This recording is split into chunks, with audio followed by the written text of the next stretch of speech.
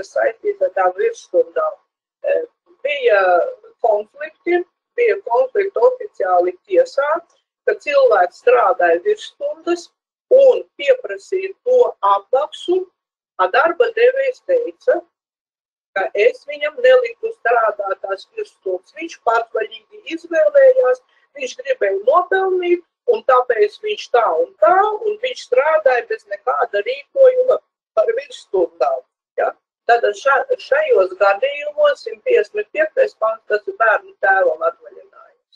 Un atsevišķi mūs interesē otrā daļiņa. Otrā daļiņā pasaka, ka atvaļinājuma nepelna periodi, kāds ir bērnu kopšanas atvaļinājums un bez darba samaksas saglabāšanas.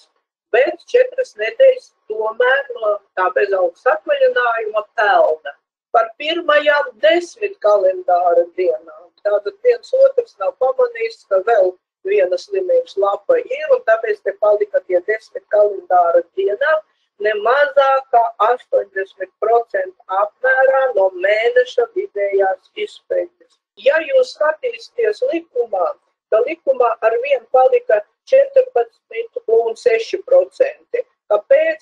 Tāpēc, ka mums ir tāds eksperiments, ka līdz 28. gadam, man liekas, pagarināts tas termiņš, kur tai otram līmenim atvēlēs 5%.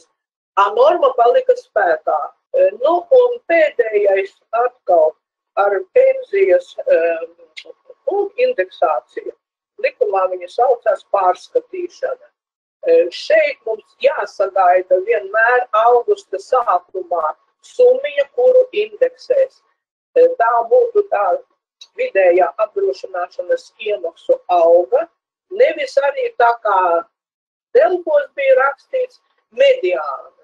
Nu, mediāna tas ir pavisam cits kaut kas. Mums ir vidējā aritmētiskā, vidējā svērtā aritmētiskā. Mums ir mediāna. Tā nav nekāda mediāna, tā ir vidējā apdrošināšanas iemaksu alga par gadu, par iepriekšējo gadu.